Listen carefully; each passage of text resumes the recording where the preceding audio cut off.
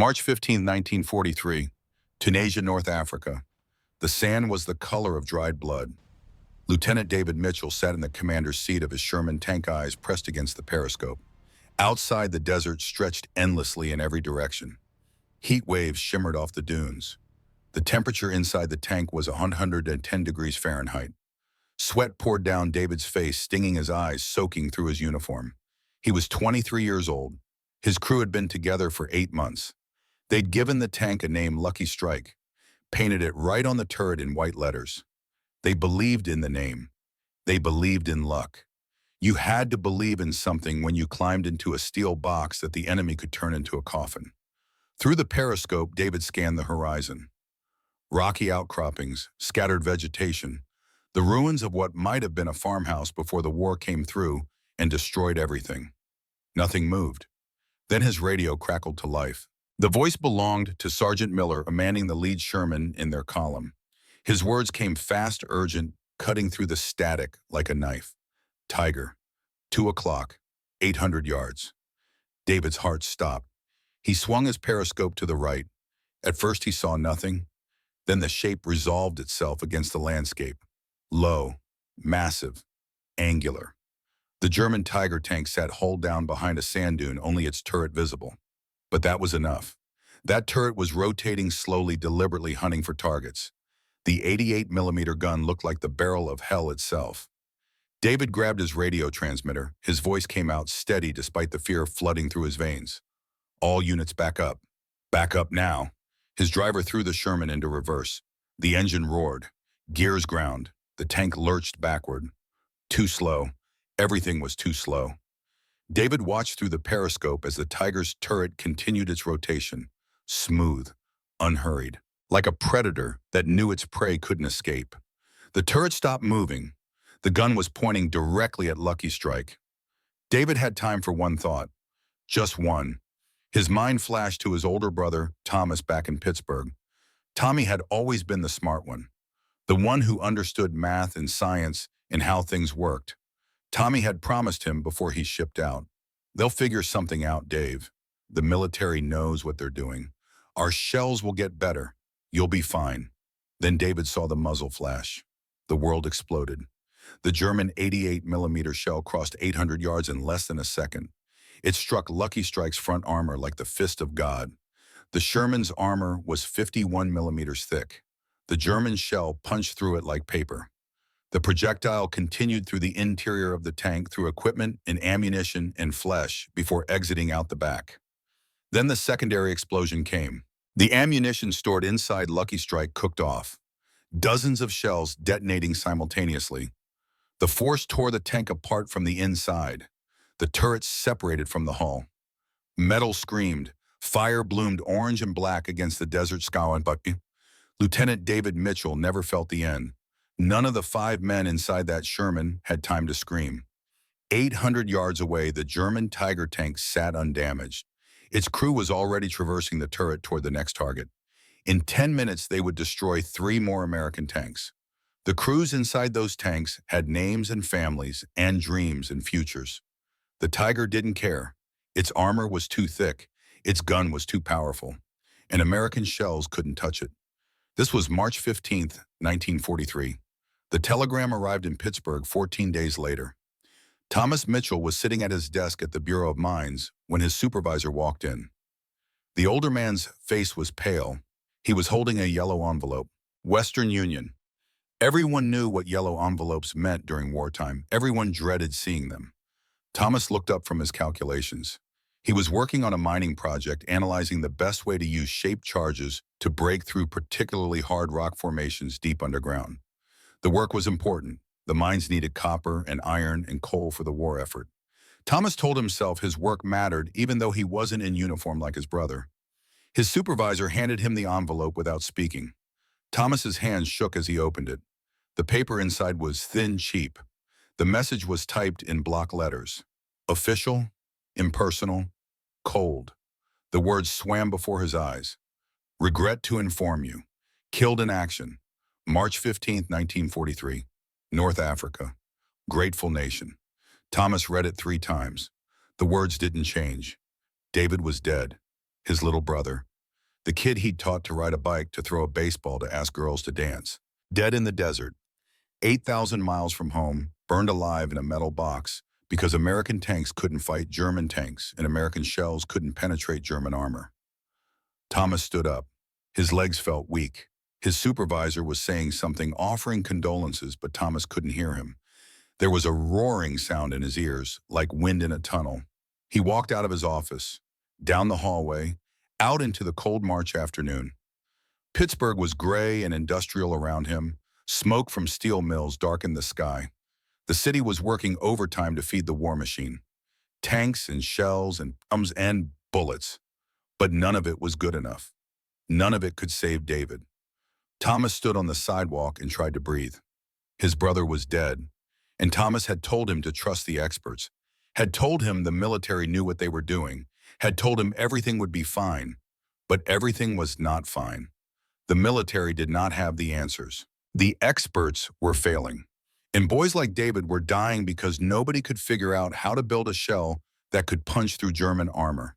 Thomas looked down at the telegram still clutched in his hand. The paper crumpled in his grip. Something crystallized inside him in that moment. Something hard and sharp and unbreakable. If the experts couldn't fix this, he would. 2 weeks later, Thomas Mitchell stood in a conference room in Washington, facing men who had spent 30 years designing weapons and told them their approach was wrong. They laughed at him. But we're getting ahead of ourselves. Before we go further into Thomas's story, before we see how one civilian engineer with no military experience would invent a weapon that changed warfare forever, I need to ask you something. Many of you watching this video had fathers or grandfathers who served in World War II. Maybe they were in the armored divisions. Maybe they climbed into Sherman tanks knowing the odds were against them. Maybe they wrote letters home trying to sound brave when they were terrified. Maybe they never talked about what they saw because the memories were too painful. If your family has a story from those days, if you remember conversations about tank warfare, if you found old letters or photographs or medals in a dusty box in the attic, share it in the comments below. These stories matter. They're not just history. They're why Thomas Mitchell did what he did. They're why he refused to give up even when everyone told him he was wasting his time. Hit that like button if you're ready to hear about an American civilian who proved the entire military establishment wrong. And subscribe to this channel because we tell the stories of everyday Americans who did extraordinary things when freedom hung in the balance. Now let's meet Thomas Mitchell. The man, the metallurgist, the brother who carried guilt like a weight on his shoulders and turned that guilt into determination that nothing could break. January 1944. Pittsburgh, Pennsylvania. Thomas Mitchell was 34 years old. He lived with his wife Margaret in a small apartment in the Oakland neighborhood. The apartment had 2 bedrooms, a kitchen barely big enough for one person to move around in, and a living room with a window that looked out at a brick wall. The rent was $45 a month. They could barely afford it. Margaret was 6 months pregnant with their first child. This should have been the happiest time of Thomas's life. A baby on the way, a steady job at the Bureau of Mines, a wife who loved him despite his obsessive work habits and tendency to stay up until 3 in the morning scribbling calculations. But David's death had changed everything. Changed Thomas. He couldn't look at Margaret's swelling belly without thinking about the telegram. Without thinking about his mother back in Philadelphia, who had received the same telegram, whose younger son would never meet his nephew or niece. Thomas owed the bank $2,300. This was a fortune in 1904. Thomas made $3,200 a year. His debt was nearly a year's salary. He had borrowed the money to buy equipment for experiments his supervisors at the Bureau hadn't authorized. Crucibles for melting metal, precision measuring tools, detonators, small quantities of explosives. Everything he needed to test his theory about shaped charges. Margaret worried constantly about money. She clipped coupons. She stretched every ration. She mended Thomas's socks and shirts instead of buying new ones.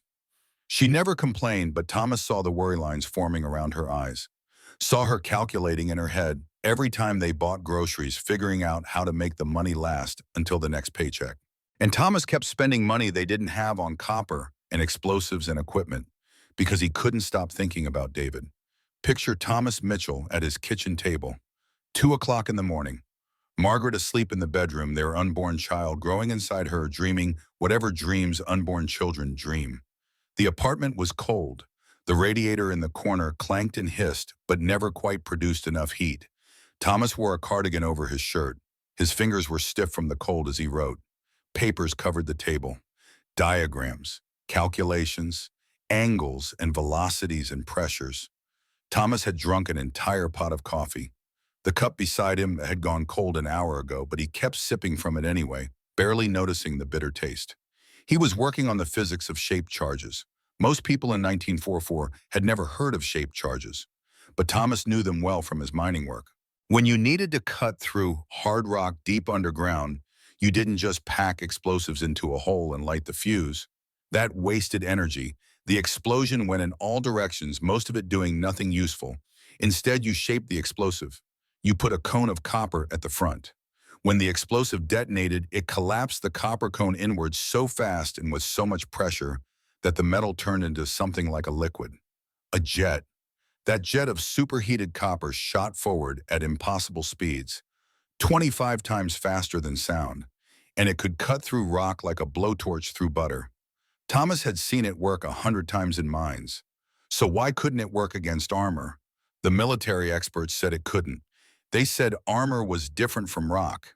They said a hollow shell had no mass, and without mass, you couldn't penetrate thick steel. They said Thomas was wasting his time thinking about this. They said he should stick to mining and leave weapons design to people who understood weapons. But Thomas didn't believe them.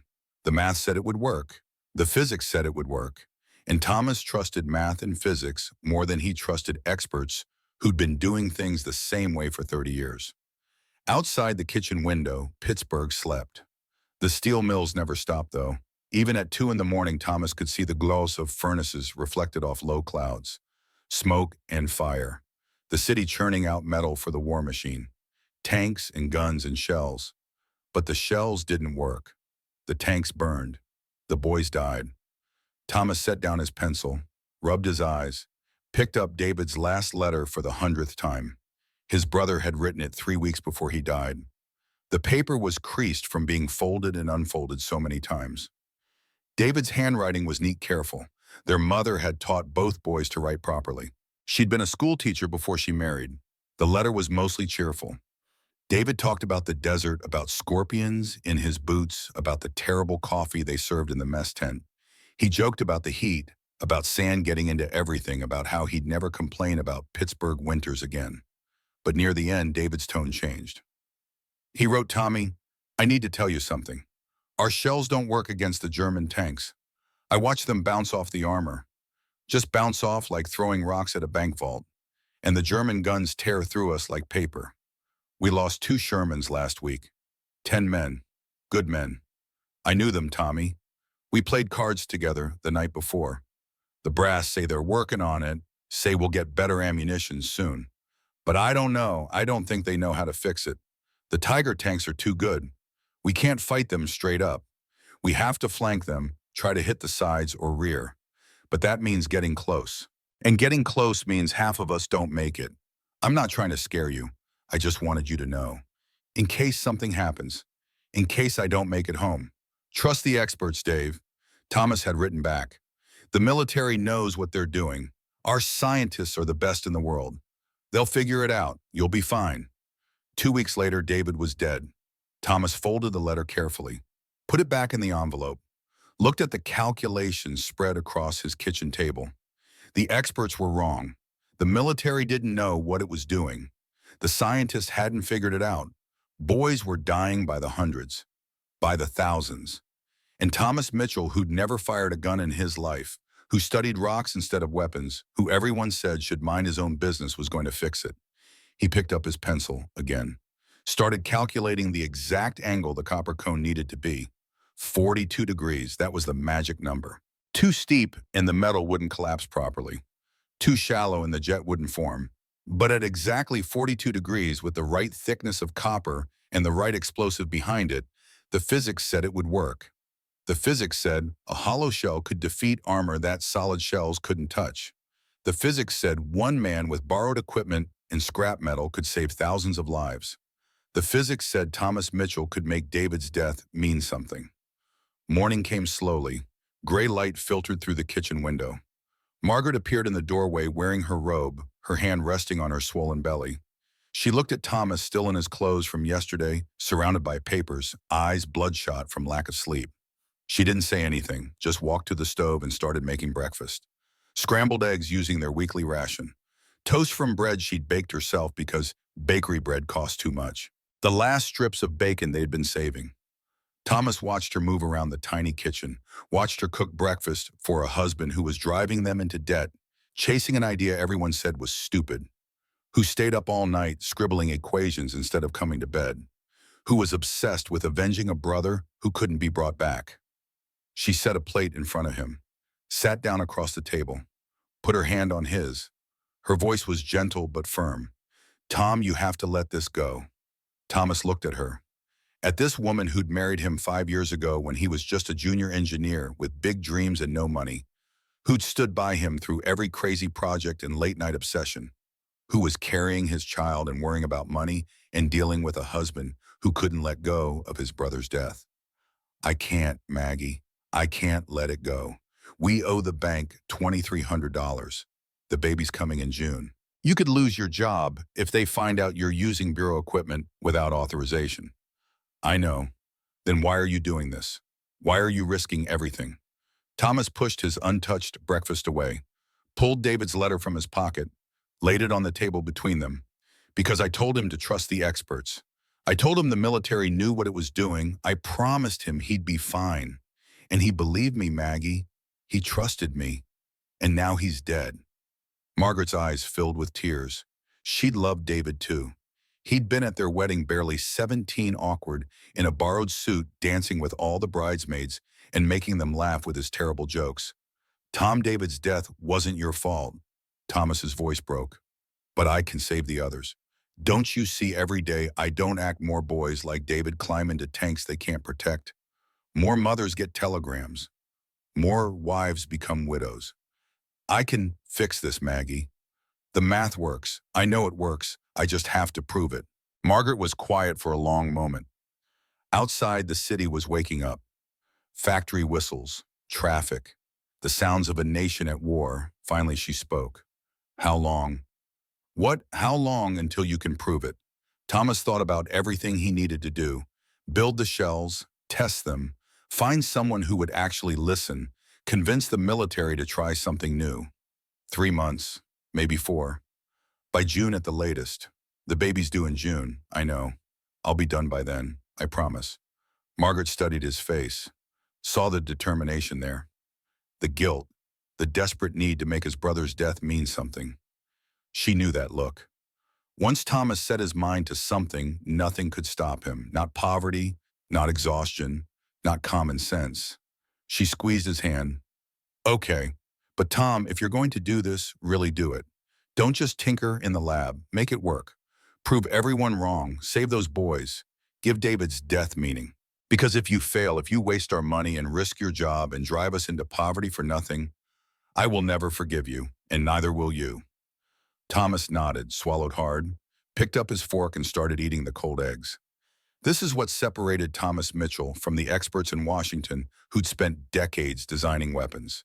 They had credentials and experience and authority. Thomas had something else, something deeper, something more powerful. He had the American belief that one person could make a difference, that when the system failed, you didn't accept failure. You fixed it. That when authorities said impossible, sometimes they were just protecting their own egos.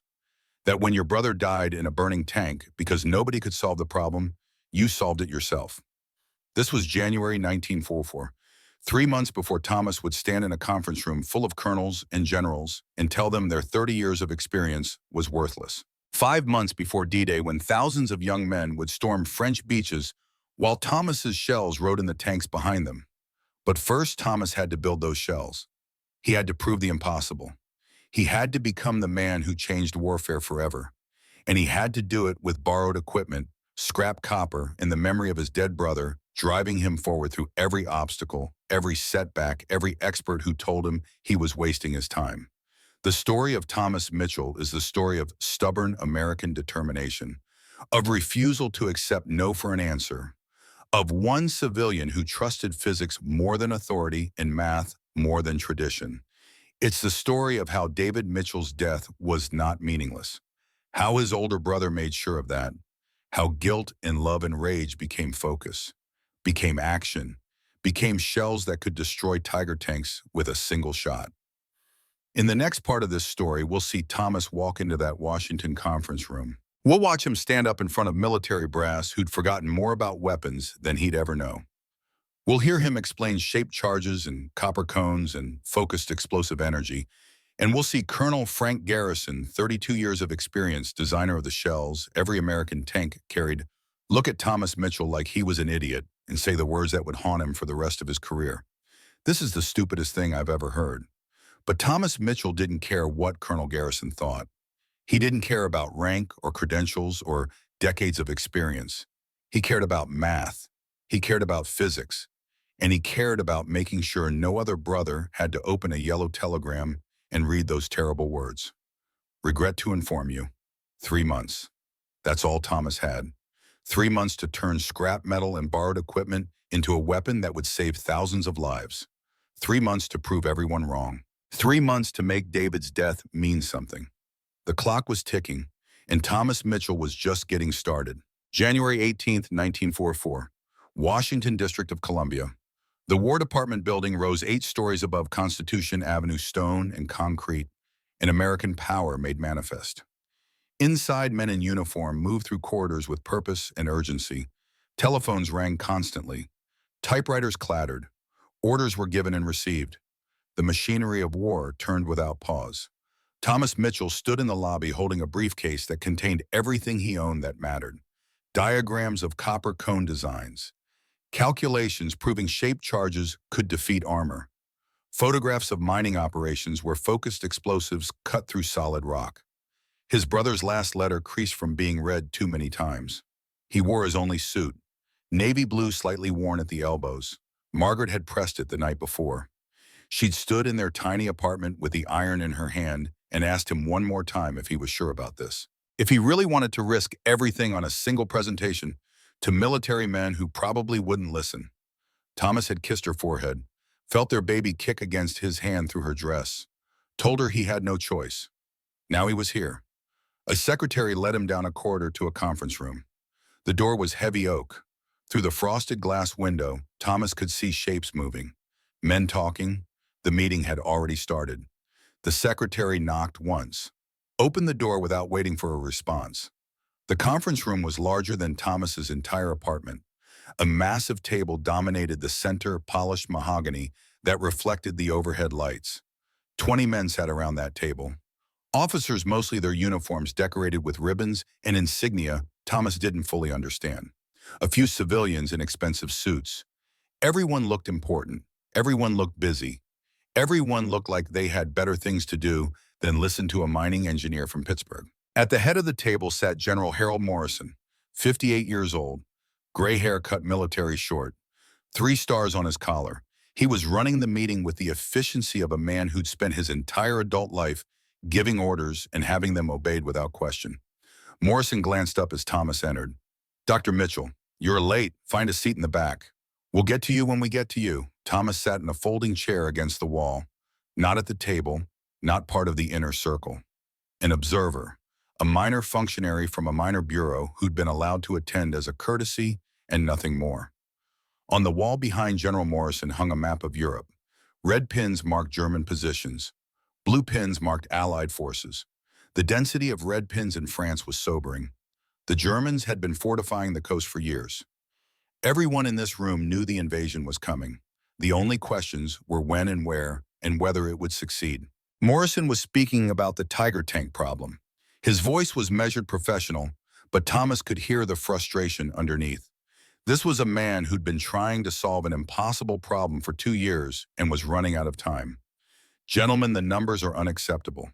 When our Sherman tanks encounter German Tigers in combat, we lose 75% of the time. Our crews have a 23% survival rate. That's not warfare, that's slaughter." Morrison gestured to another officer who stood and approached a blackboard at the front of the room. The officer began writing specifications. Tiger tank front armor 100 millimeters thick, angled at 60 degrees.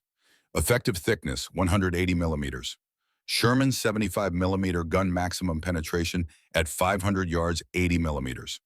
The math was brutal. American guns couldn't penetrate German armor at any range where tank battles actually happened. To get close enough for a kill shot meant getting close enough to die first. And the Tiger never missed. Morrison continued, Normandy is coming. The exact date is classified, but you all know it's soon. We're going to put thousands of men on those beaches. We're going to push tanks into France. And if we can't solve this problem, those tanks will be destroyed. Those men will die, and the invasion will fail. He paused. Let the weight of those words settle over the room. I've called this meeting to hear solutions. Real solutions. Not theories or maybes, or we're working on it. I need weapons that can kill tigers before tigers kill us. Anyone. The room erupted into discussion. A colonel from the Ordnance Corps proposed increasing shell velocity with improved propellants. Morrison asked how much improvement. 12%, the colonel said. Morrison pointed out that 12% wasn't enough to penetrate Tiger armor. The colonel sat down. A British liaison suggested adopting their 17-pounder gun. Bigger, more powerful. Morrison asked about logistics. How long to retrofit American tanks? How much did the guns weigh? Could existing supply chains support the ammunition? The British officer admitted it would take 6 months minimum, and the guns were so heavy they'd require entirely new tank designs. 6 months was too long. A civilian from a defense contractor proposed tungsten core shells. Tungsten was harder than steel, could punch through armor conventional shells couldn't touch. Morrison asked how much tungsten was available. Not enough, the civilian admitted. Tungsten was rare. There wasn't enough in the entire United States to supply the Army for more than a few weeks. The discussion went in circles. Every proposal had fatal flaws. Too expensive, too slow, required resources that didn't exist. The men in this room were the best minds American military had to offer, and they were failing. Thomas sat in his folding chair and listened and felt anger building in his chest. These men were talking about the Tiger problem like it was an engineering challenge, a puzzle to solve, an inconvenience to manage. They used words like acceptable losses and statistical analysis and strategic considerations. They weren't talking about David. They weren't talking about 20-year-old boys burning alive in metal coffins because nobody could figure out how to build a shell that worked. Thomas raised his hand. Nobody noticed. The discussion continued, voices talking over each other, frustration mounting, time running out. Thomas stood up. Morrison glanced in his direction. Irritation flashed across the general's face. Dr. Mitchell, we'll get to mining concerns later. Please sit down. This isn't about mining, sir. I have a solution to the Tiger problem. The room went quiet. 20 faces turned toward Thomas. Some looked curious. Most looked annoyed. A mining engineer. A civilian. Interrupting a military planning session to offer solutions to problems he didn't understand. Morrison's voice was tight. You have 2 minutes, Dr. Mitchell. Make them count. Thomas opened his briefcase, pulled out his diagrams, walked to the front of the room on legs that felt like they might give out, spread the papers on the table in front of men who had decades more experience than he did. His mouth was dry. His heart hammered against his ribs. But his voice when he spoke was steady. The problem isn't velocity or shell weight or gun size. The problem is approach. We're trying to defeat armor with kinetic energy, mass times velocity. Hit it hard enough and fast enough, and eventually it breaks. But Tiger armor is too thick. We can't hit it hard enough, not with guns small enough to mount on a Sherman. Morrison leaned forward slightly, interested despite himself. What are you proposing? Thomas pointed to his diagram of a shaped charge. The copper cone. The explosive behind it. The physics of focused energy. Instead of hitting the armor, we cut through it. Shaped charges. A hollow shell with a copper cone inside. When the explosive detonates, it collapses the cone so fast the copper turns into a jet. That jet travels at 8,000 meters per second, 25 times the speed of sound. Temperature hot enough to melt steel. And it focuses all the explosive energy into a point the size of a pencil. He pulled out photographs from his mining work. Rock faces with perfect circular holes cut through them. Shaped charges used to create ventilation shafts in hard granite. I've seen this work hundreds of times in mines. The physics is proven. A focused explosive jet can cut through material that blunt force can't touch. And armor is just hard material. If it works on rock, it'll work on steel. Thomas looked around the room, saw skepticism on every face except one, a colonel sitting halfway down the table. The man's nameplate read Garrison, Colonel Frank Garrison. Garrison was 56 years old. His uniform was immaculate. His posture was perfect. His face showed the confidence of someone who had spent 32 years designing artillery and knew everything there was to know about making shells that killed people. He stood up slowly. When he spoke, his voice carried the weight of authority. Dr. Mitchell, I've been designing munitions since before you were born. I created the M61 armor-piercing round currently used in every American tank. I've forgotten more about ballistics than you'll ever learn. Garrison walked to the blackboard, picked up a piece of chalk, started writing equations. What you're proposing is a hollow shell, no mass. Basic physics tells us that penetration requires mass. Kinetic energy equals 1/2 mass times velocity squared. Your hollow shell has no mass. Therefore, it has no penetration capability. It will bounce off armor like a tennis ball. He turned to face Thomas. The look in his eyes was pure condescension. This is munitions 101, Dr. Mitchell. This is fundamental physics. And what you're suggesting violates every principle of ballistics that's been proven over decades of research and battlefield experience. Garrison looked at Morrison. Sir, I recommend we move on to serious proposals. Dr. Mitchell means well, I'm sure, but this is frankly the stupidest thing I've ever heard. Several officers around the table nodded in agreement. One actually laughed. A British major named Edmund Burke spoke up from the far end of the table. Colonel Garrison is quite right. A hollow shell defeating armor.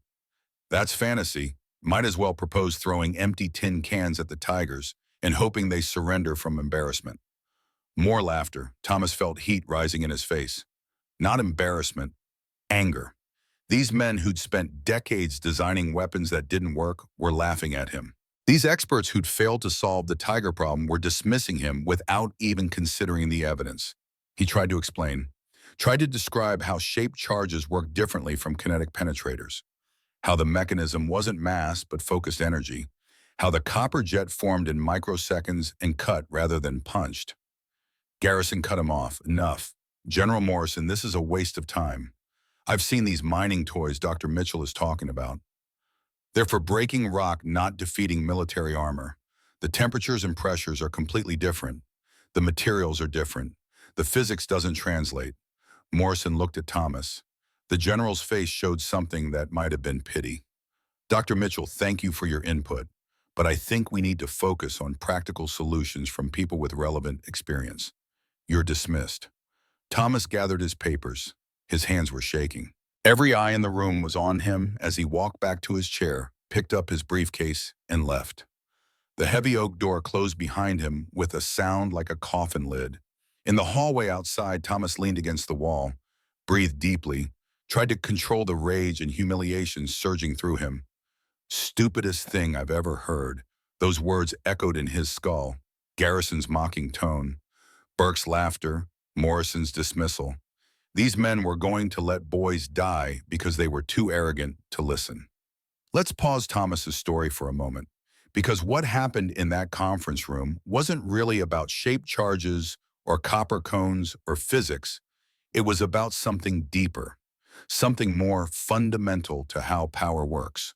The men in that room had credentials. They had decades of experience. They had positions of authority.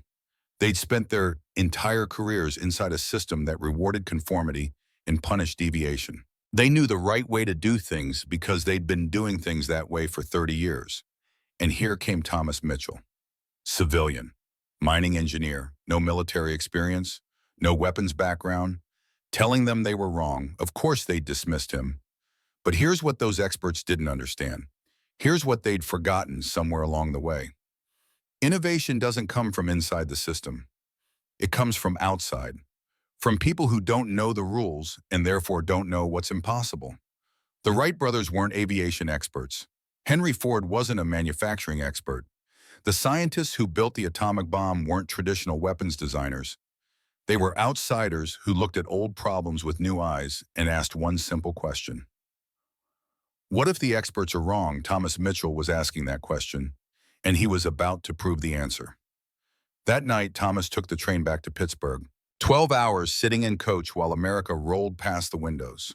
Farmland and forests and small towns doing their part for the war. Factories running night shifts. Victory gardens. Rationing. Sacrifice. The train smelled like cigarette smoke and unwashed bodies and the cheap coffee they sold from a cart in the dining car. Someone 3 rows back was playing a harmonica. Sentimental Journey. That song was everywhere in 1944. Every radio station, every jukebox. The soundtrack of a nation at war. Thomas couldn't sleep, couldn't read, couldn't do anything but stare out the window at darkness and replay the meeting in his head. Stupidest thing I've ever heard. Margaret had packed him sandwiches for the trip. Ham and cheese on white bread, an apple, cookies made with their sugar ration. Thomas ate mechanically, tasting nothing. His mind was elsewhere. By the time the train pulled into Pittsburgh at 6 in the morning, Thomas had made a decision. He wouldn't ask permission anymore. He wouldn't try to convince experts who'd made up their minds.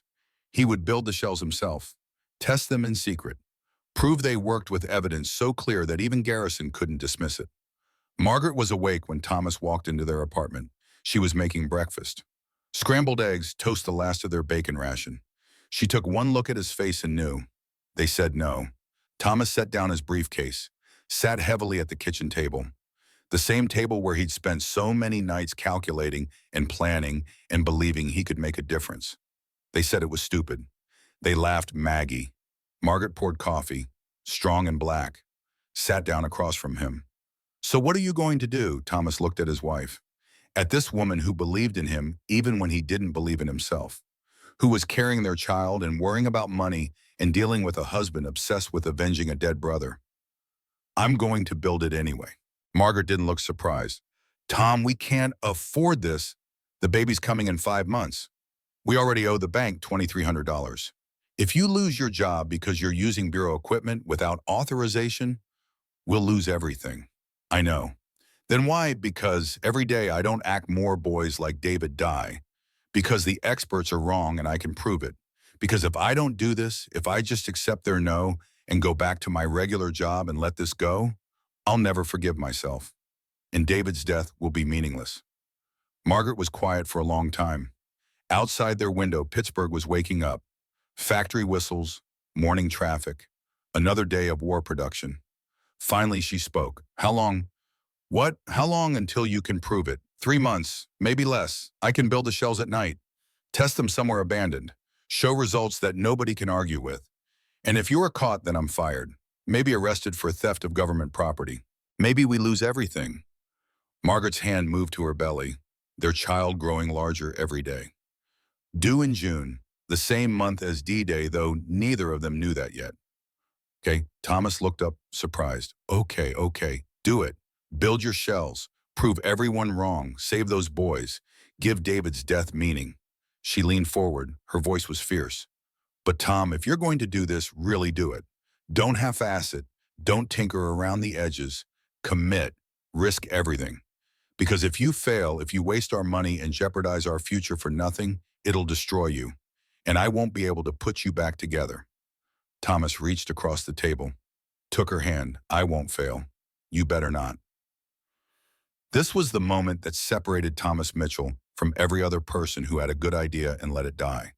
This was the moment he stopped asking permission and started taking action. This was when the mining engineer became the weapons designer who would change warfare forever.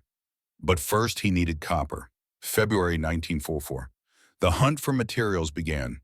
Copper was rationed for the war effort. Every ounce was tracked. Every sheet in wire and pipe had to be accounted for. Thomas couldn't just order what he needed through official channels. That would require explaining why he wanted it. And explaining would mean revealing his unauthorized project.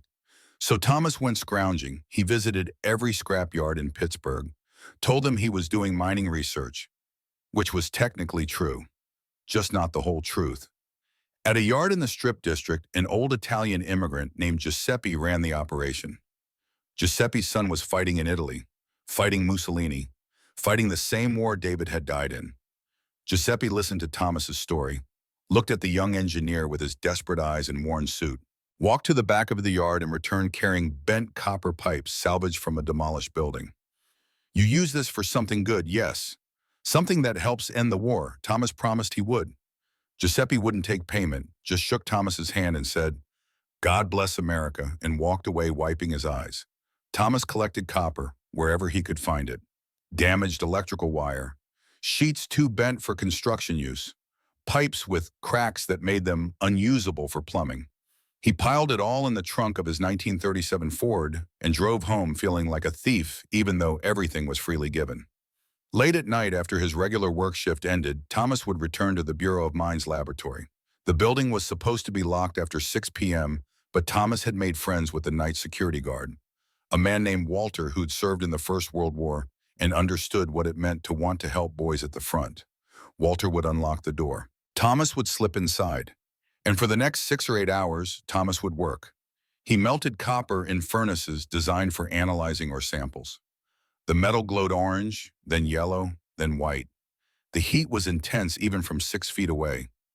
Thomas's face would burn, sweat would pour down his back, the smell of hot metal and sulfur would get into his clothes, his hair, his skin. Margaret joked that she could smell him coming from down the block. The first copper cone Thomas made was a disaster. He'd hammered the sheet into roughly the right shape, used calipers to measure the thickness, found that one side was 0.9 millimeters while another was 0.7, 0.2 of a millimeter difference. Barely noticeable to the eye, but that 0.2 would make the explosive jet spray sideways instead of straight. The cone was useless. Thomas threw it away and started over, and failed again, and again. The first 20 cones he made were all wrong. Uneven thickness, wrong angles, cracks from improper annealing, warping from uneven cooling. Everyone was garbage. But Thomas kept going. He adjusted his technique, learned to heat the copper to exactly the right temperature. Not so hot, it became brittle. Not so cool, it wouldn't form properly. He carved wooden forms to help shape the metal consistently. He measured obsessively with calipers accurate to 1/100th of a millimeter. By the middle of February, he was producing cones that met his specifications. 42-degree angle, 0.8 millimeter thickness throughout. No variations, no cracks. Perfect. The explosive was even trickier. Thomas borrowed small quantities of RDX from Bureau mining stocks, just a little at a time. Never enough that anyone would notice. He'd replace it slowly over weeks, so the inventory always balanced. He measured detonation velocities with equipment meant for testing mining explosives. The burn rate had to be exactly 8,000 meters per second. Too fast and the explosive would shatter the copper before the jet could form. Too slow and the cone wouldn't collapse properly. The jet would be weak, ineffective. Thomas tested dozens of mixtures, different ratios of RDX to binding agents, different detonator configurations, different standoff distances between the explosive and the cone. His notebook filled with results, temperatures, pressures, velocities, success and failure recorded in neat columns of numbers.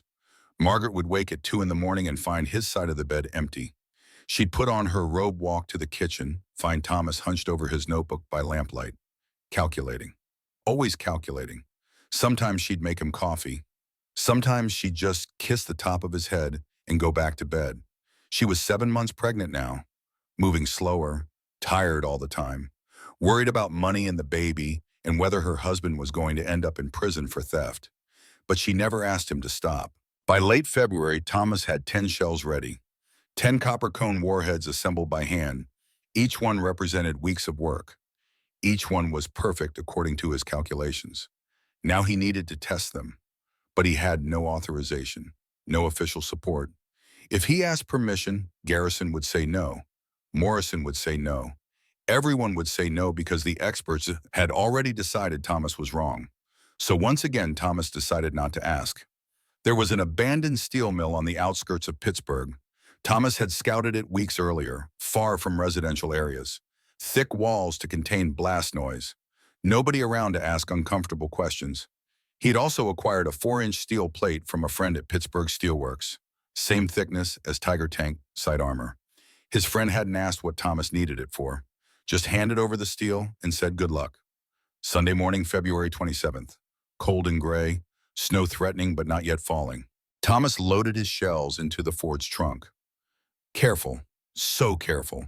Explosives nestled in blankets Margaret had used to pack their wedding china when they moved to Pittsburgh 5 years ago. He drove slowly through empty streets, praying he wouldn't hit a pothole, praying a police officer wouldn't pull him over and ask what was in the trunk, praying he wouldn't blow himself to pieces before he could prove Garrison wrong. At the abandoned mill, Thomas set everything up with hands that wouldn't stop shaking. The steel plate propped on concrete blocks. His homemade firing tube welded together from pipe sections aimed at the plate from 10 feet away. One shell loaded, detonator wired. 30-second fuse. Thomas struck a match, watched it flare, touched flame to fuse. The fuse caught, began to burn, sparks and smoke. Thomas ran, behind the concrete barrier, hands over ears, eyes squeezed shut, counting down in his head. 29, 28, 27. He thought about David, about that telegram, about Margaret waiting at home with their baby growing inside her, about Colonel Garrison's mocking voice, about all the experts who said this couldn't work. 10, 9, 8. What if they were right? What if his math was wrong? What if this whole crusade was just grief and guilt and denial? 2, 1. The world exploded. The sound was different from regular explosives, sharper, higher pitched, like cracking thunder instead of rolling thunder. Thomas's ears rang despite his hands clamped over them. Smoke filled the mill, the smell of burnt explosive and superheated metal. Thomas stayed behind the barrier, coughing, waiting, almost too scared to look. When the smoke finally cleared, he walked slowly toward the steel plate, and there it was, a perfect hole, 3 inches across, edges twisted inward, metal melted and dripping, still hot enough that Thomas could feel the heat from a foot away. He stuck his finger through the hole, through 4 inches of steel that should have been impossible to penetrate with a shell this size. Thomas Mitchell, 34-year-old metallurgist, who'd been laughed at by experts, sat down in the dirt and mud of that abandoned mill. And he wept, not from sadness, from relief, from vindication, from the knowledge that David hadn't died for nothing, that maybe, just maybe, this would save the others. But as Thomas drove home that Sunday afternoon with evidence of success carefully packed in his trunk, he faced a new problem. He'd proven his concept worked. Now he needed someone with authority to see it, someone who would actually listen, someone who wouldn't laugh, and he had 4 months until D-Day. 4 months to find that person, to convince them, to get his shells into production, to save thousands of lives. The clock was ticking, and Thomas Mitchell was running out of time. Thomas Mitchell needed an ally. He had proof now, photographic evidence of a perfect hole punched through 4 inches of steel. Evidence that shaped charges worked, that his impossible idea could actually save lives. But proof without power was meaningless. He needed someone with authority, someone who could bypass Colonel Garrison and the bureaucrats who'd dismissed him, someone who would actually listen. On March 2nd, 1944, Thomas heard about Colonel Warren Hayes. The name came up in a conversation at the Bureau of Mines. One of Thomas's colleagues mentioned reading about Hayes in a military journal, a tank commander from the First World War, currently running training operations at Fort Knox, Kentucky, and reportedly, unusually for a career military officer, Hayes actually listened to new ideas. They called him the Colonel Who Listens. Thomas made a decision that night. He would drive to Fort Knox, show up unannounced, demonstrate his shell to Hayes personally. It was crazy. It was risky. It might get him arrested. But Thomas was past caring about risks. March 3rd, Thomas left Pittsburgh at midnight. 6 hours of driving through dark Kentucky backroads. Margaret had tried to stop him. "You can't just show up at a military base with explosives in your trunk," she'd said. But Thomas had no choice. Time was running out. Fort Knox sat on 110,000 acres of Kentucky land, training grounds, barracks, the armored force school where tank crews learned to fight, and somewhere on that base, Colonel Warren Hayes. At the main gate, a young MP stopped Thomas's car. The guard looked at this civilian in a worn suit showing up at dawn without an appointment and reached for his rifle. "Sir, you need to turn around." Thomas took a breath, committed to the insanity of what he was about to say. Tell Colonel Hayes I can destroy a Tiger tank with one shot. The MP stared at him like he'd lost his mind. Sir, I'm going to have to ask you to step out of the vehicle. Please, just tell him. 5 minutes. That's all I need. The guard's hand was definitely on his rifle now. This situation was seconds away from going very wrong. But something in Thomas's eyes, some desperate sincerity, made the MP hesitate. Wait here, don't move. Don't touch anything. 20 minutes passed. Thomas sat in his car watching the sun rise over Kentucky, wondering if he'd just destroyed his last chance, wondering if military police were about to arrest him for trespassing and theft of government property. Then the gate opened. Colonel Warren Hayes walked out. He was 47 years old, tall and lean. A scar ran across his left cheek. Legacy of German shrapnel at Belleau Wood in 1918. His eyes were gray and cold and had seen too much death. This was a man who understood what war cost, who'd watched boys die, who carried names and faces he could never forget. Hayes stopped 3 feet from Thomas's car. His voice was flat, emotionless. Dr. Mitchell, you have 5 minutes to explain why I shouldn't have you arrested. Make them count. Thomas got out of the car, opened his briefcase, showed Hayes the photographs, the calculations, the diagram of the shape charge design, and most importantly, the picture of that perfect hole through steel. Hayes studied the images without speaking. His face showed nothing. No interest, no skepticism, just cold evaluation. Finally, he looked up. Can you do it again? Here today. Yes, sir. Hayes glanced at his watch. Fort Knox Proving Ground. 2 hours. If this is real, you'll demonstrate. If you're wasting my time, you'll be in a military prison by sunset. Clear crystal, clear, sir. 2 hours later, Thomas stood on an artillery range with a knot in his stomach that felt like it might kill him. Hayes had provided everything. Captured Tiger tank armor from the Tunisia campaign, official test range with observation posts, 3 captain witnesses. Even a high-speed camera, rare and expensive to document whatever happened. The stakes were suffocating. If this test failed, Thomas was done. Arrested, disgraced, his family ruined, and more boys would die in tanks because nobody could defeat the Tigers. Hayes had insisted on a comparison test, scientific method, control versus experimental. First, a standard M61 armor-piercing shell. Garrison's design, the ammunition currently loaded in every American tank fighting in Europe. The gun roared. The shell struck Tiger's side armor from 100 yards. When smoke cleared, everyone walked forward to examine the result. A deep dent, maybe 2 inches. The steel was compressed. Damaged, but not penetrated. The Tiger would have survived, would have rotated its turret and killed the Sherman that fired at it. Hayes turned to Thomas. Your turn. Thomas loaded his shell personally, copper cone gleaming in Kentucky sunlight. His hands were steady now. He'd practiced this moment 100 times in his mind. Every movement deliberate, every connection checked twice. The shell seated properly, the breech closed. Thomas stepped back. Fire. The shape charge made a different sound, sharper, like ice cracking on a frozen lake. The smoke was thinner, dissipated faster. Hayes approached the armor plate first, stopped, reached out slowly, stuck his finger through a hole the size of a baseball. The edges were melted, twisted inward. The metal had been cut, not punched. The armor hadn't stood a chance. Hayes turned to his captains. Photograph this, document everything. Then get me a secure line to General Patton. He looked at Thomas. Something that might have been respect flickered in those gray eyes. Dr. Mitchell, how many of these can you manufacture? Thomas swallowed. His voice came out rough. With proper resources, 50,000 per month by July. You'll have every resource you need. I'm making a call tonight that it's going to make some people very angry. But I don't care. This works. This saves lives. And I'm not going to let bureaucrats stop it. Hayes paused. My son is training tank crews for Normandy. Captain Robert Hayes. He's 24 years old. When he ships out, I want him carrying your shells. Understood. Yes, sir. Understood. That night, Colonel Hayes called General George Patton. Patton loved the shape charge concept immediately. Called it beautiful. Called it warfare as art. Ordered 10,000 shells for the Normandy invasion. But orders had to go through official channels. Through the Ordnance Corps. Through Aberdeen Proving Ground. Through Colonel Frank Garrison. Garrison couldn't refuse Patton's order directly. That would be insubordination, career suicide.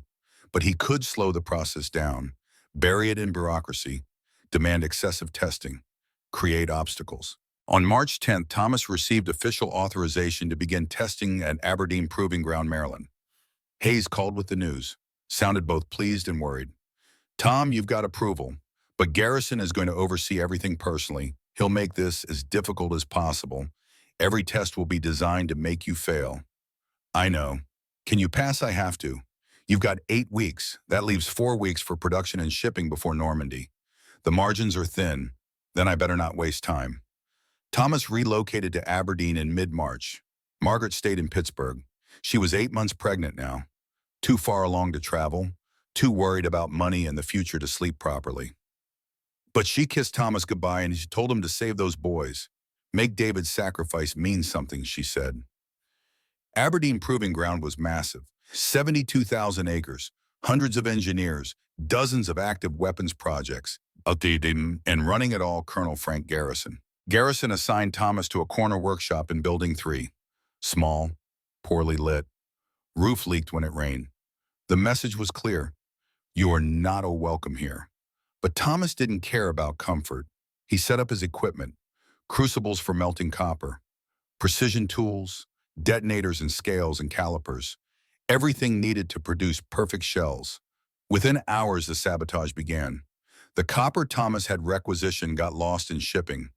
The explosives he'd been promised were pending safety approval. The machine shop time he needed was fully booked for 3 weeks. Every obstacle bureaucracy could create, Garrison created. Then came the specifications warfare. Standard munitions used 99.5% pure copper. Garrison demanded 99.9%, unnecessary for the application. But it required special sourcing. Delayed everything. When Thomas questioned it, Garrison looked at him with cold satisfaction. "If we're putting experimental shells in American tanks, Dr. Mitchell, we'll use the highest quality materials. Unless you think our soldiers deserve less." The 99.9% pure copper cost $1,800. Had to be sourced from a specialty supplier in Pennsylvania. Thomas's personal debt climbed to $4,100. Margaret's letters grew increasingly worried. The bank was asking questions. Bills were piling up. And all the shells Thomas had pre-made with 99.5% copper were rejected. Weeks of work thrown away. He had to start over. Deadline until Normandy, 11 weeks. Temperature testing came next. Standard ammunition was tested from -20 to 120 Fahrenheit. Garrison insisted on -40 to 140. At -38 degrees, 2 shells failed. The copper became brittle, cracked during detonation. The jet didn't form properly. Garrison immediately called a review board. "Gentlemen, we're seeing fundamental instability. I recommend suspending this project until Dr. Mitchell can redesign from the ground up." That would take conservatively 6 months. 6 months meant no Normandy. 6 months meant failure. Thomas worked 72 hours straight, discovered the problem was in the annealing process, how the copper was heat-treated after forming. He adjusted temperature curves, cooling rates, tested again at -40. Perfect detonation, perfect penetration. But he'd lost 2 more weeks, 9 weeks until Normandy. Then came the fire. April 10th, 2:30 in the morning. Thomas was asleep on a cot in his workshop. He worked 18-hour days now, barely sleeping, living on coffee and determination. The fire alarm woke him. Smoke filled Building 3. Emergency lights, sirens, men shouting. Thomas stumbled out, coughing, eyes burning. By the time the fire was extinguished, his workshop was destroyed. 50 completed shells, perfect and ready for testing, were melted ruin. Equipment damaged, papers burned, 5 weeks of work gone. Garrison appeared at the morning briefing looking sympathetic. "A terrible accident. Electrical wiring," the report says. "These old buildings, Dr. Mitchell. I'm sorry, but without shells, we can't continue testing. Perhaps it's best we postpone the entire project." "No," Thomas's voice was raw from smoke inhalation. His clothes were black with soot. His hands were blistered from trying to save what he could. "No, I'll remake them. 2 weeks." That night, Thomas returned to the burned workshop, searching through debris, looking for evidence.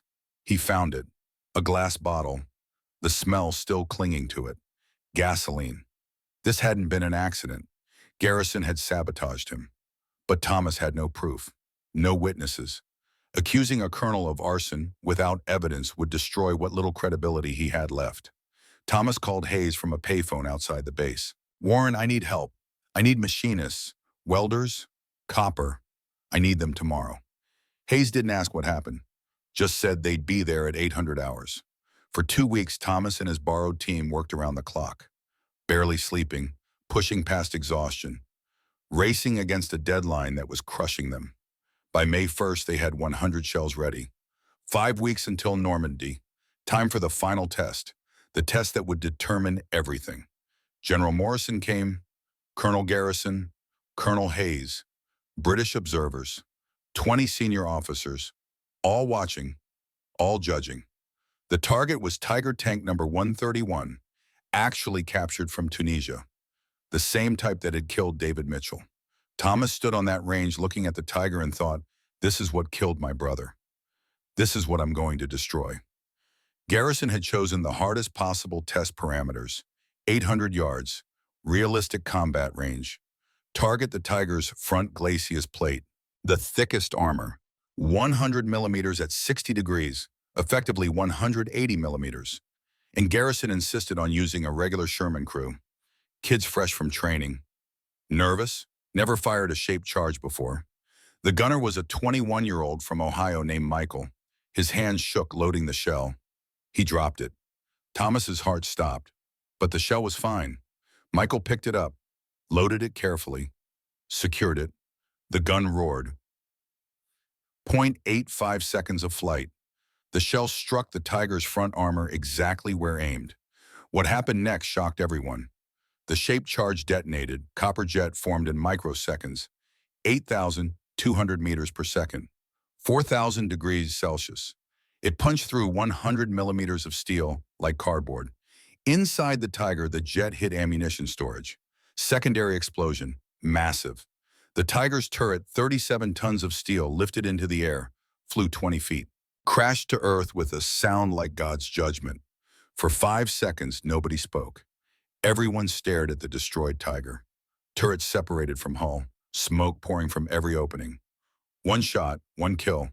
Morrison turned to Garrison. "Your assessment." Colonel Garrison's face was gray, his voice barely audible. "The test was successful. I recommend immediate production." Morrison nodded, looked at Thomas. "Dr. Mitchell, this nation owes you a debt.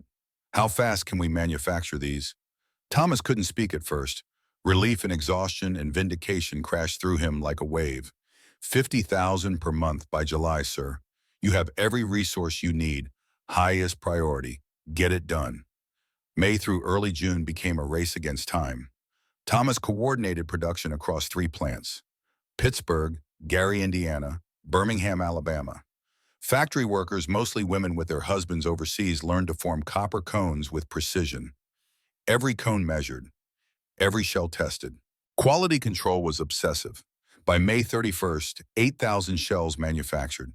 But shipping was a nightmare. German submarines hunted Allied convoys with unusual aggression. Intelligence suggested they'd heard rumors about new American super shells. Of 5 transport ships carrying Thomas's ammunition to England, 3 were torpedoed. 6,000 shells went to the Atlantic floor. That left 2,000 shells for 50,000 Sherman crews preparing to invade France. 4% would have the new ammunition. 96% would face Tigers with standard shells that couldn't penetrate. The lottery of life and death. Thomas wasn't at Normandy on June 6, 1904. He was in Pittsburgh. Margaret had gone into labor the day before. He sat in the hospital waiting room listening to radio reports. Thousands of ships, tens of thousands of men, the largest amphibious invasion in history, and somewhere out there a few hundred tanks carried his shells. At 4:17 a.m. on June 7th, Thomas's son was born. Margaret looked exhausted but happy. "What should we name him?" Thomas didn't hesitate. "David. We're naming him David Mitchell, after his uncle." Margaret squeezed his hand. David would have liked that. The first battlefield reports arrived June 8th. Colonel Hayes called. "Tom, it's working. Units with your shells are reporting one-shot kills on Tigers. Sherman survival rates have jumped to over 60%. You did it. You saved them. But not all of them. Gold Beach, Sergeant Robert Hayes Warren's son, encountered a Tiger in hull-down position. Perfect defensive spot. Robert's crew loaded a heat shell. One shot. Tiger destroyed. Robert survived. Would fight through France and Belgium and Germany. Would come home to his father. Omaha Beach. Private Michael Chen didn't have the new shells. His Sherman named Bad Luck burned. He died. His crew died. Standard armor-piercing rounds had bounced off. Thomas would learn about Michael Chen later. Would carry that guilt. Some got the shells, some didn't. Some lived, some died. By June 10th, the statistics were undeniable. Units with shaped charge shells, 31% losses. Units without, 68% losses. The difference was life and death. Thomas held baby David in the hospital reading telegrams from the front. Margaret asked if he was happy. Thomas looked at his son, thought about his brother, about the men who'd lived, about the men who'd still died because there weren't enough shells. "I don't know," he said. "I saved some, not all." "Is that enough?" Margaret squeezed his hand. "It has to be. Many of you watching this video had fathers or grandfathers who fought in World War II, who climbed into tanks, who stormed beaches, who faced an enemy that seemed invincible. If your father served in the armored divisions, if he came home when the odds said he shouldn't have, if he lived to see his children and grandchildren grow up, there's a chance Thomas Mitchell saved his life. Not a guarantee, but a chance. Take a moment, leave a comment, share your family's story. These stories matter. They're why Thomas Mitchell refused to give up. They're why one stubborn engineer with borrowed equipment and scrap copper changed the course of history. In September 1944, Thomas was summoned to Washington. He expected recognition, maybe a medal, maybe a ceremony. What he got was a classified briefing. General Morrison looked uncomfortable. "Dr. Mitchell, your work is being classified top secret, indefinitely." Why? Because if the Soviets understand shaped charge physics, they'll develop countermeasures. We're not ready to share this technology, not even with our allies. The order was final. No publications, no discussing his work, no public recognition. The tank crews who survived because of his shells would never know who designed them. The families who got their sons back would never know who to thank. Thomas Mitchell would disappear into silence. He did receive Member of the British Empire Medal. The ceremony had 20 attendees. No press, no photographs. King George's representative shook his hand, said, "Well done." That was it. Colonel Garrison was quietly reassigned to supply logistics. Never promoted. Retired 1947 without fanfare. Thomas went back to the Bureau of Mines, back to studying rocks, like nothing had happened. David grew up, started school, asked his father what he did in the war. "I helped make things that kept soldiers safe," Thomas would say. That was all he could say. Sometimes letters arrived from tank crews who'd heard rumors, from Hayes updating him about Robert's life, from veterans who'd survived battles they shouldn't have. Thomas kept these letters in a locked drawer, couldn't respond in detail, but he kept them. Shaped charges became standard worldwide. Every military adopted them. Tow missiles, javelin missiles, bazookas, all used Thomas's principle, but his name appeared nowhere. 14 years later, February 1958, the government partially declassified World War II weapons programs. Small newspaper articles appeared. Pittsburgh engineers' designs saved thousands. Thomas was 49, graying, still working at the Bureau. Phone calls from reporters, letters from veterans, invitations to tank crew reunions. Thomas accepted a few, shook hands with middle-aged men who said, "I was at Normandy. We had your shells. I'm only alive because of you." Every time Thomas would tear up, not from pride, from relief, from knowing David's death had meant something. Thomas Mitchell died in 1972, age 63. Small funeral. Few headlines. Most people never knew his name. But today, right now, somewhere in the world, an American soldier is loading a javelin missile. That missile uses a shaped charge warhead. Copper cone at 42 degrees. Standoff distance 2.5 times the warhead diameter. The exact design Thomas Mitchell invented 80 years ago. In Ukraine, defenders destroy Russian tanks with weapons using Thomas's principle. NLAW missiles, Swedish-British design, shaped charge warheads. The stubborn Pennsylvania metallurgist who was laughed at by experts is still saving lives 8 decades later. This is what one person can do. One stubborn, determined American who refused to accept no, who challenged authority, who risked everything, who proved the experts wrong. Thomas Mitchell never wanted fame. He wanted David's death to mean something. He wanted boys to come home to their mothers. He wanted one fewer telegram saying regret to inform you. And he succeeded. Thousands came home who wouldn't have. That was enough. If you served, or your father served, or your grandfather served, if you were part of the greatest generation that defeated tyranny, take a moment in the comments to share your story. These stories are the real America. The America of stubborn individuals who refused to accept defeat, who challenged authority when authority was wrong, who believed one person could make a difference because, as Thomas Mitchell proved, one person can. Sometimes the most important Americans are the ones whose names we never learn. But their work, their stubborn, beautiful, life-saving work, lives forever. Hit subscribe if you believe that American spirit is worth preserving. That spirit of innovation, of challenging the system, of individuals changing the world against impossible odds. Share this story because in a time when people say one person can't make a difference, we need to remember Thomas Mitchell. We need to remember that experts can be wrong, that authority isn't always right, that the best solutions often come from the most unexpected places. And we need to remember David Mitchell, 23 years old, dead in the Tunisian desert, but not forgotten, never forgotten, because his brother made sure of that, made sure David's death saved thousands, made sure the sacrifice meant something, made sure that when the experts said impossible, someone answered, watch me.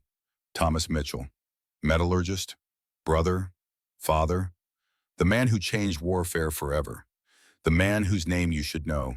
Remember it, share it, honor it, because this is what America is supposed to be. Ordinary people doing extraordinary things. Civilians outsmarting generals. Determination defeating bureaucracy. One stubborn engineer with a crazy idea saving thousands of lives. That's the America worth fighting for. That's the America Thomas Mitchell believed in. And that's the America his copper cone shells helped preserve. God bless Thomas Mitchell. God bless the greatest generation, and God bless America.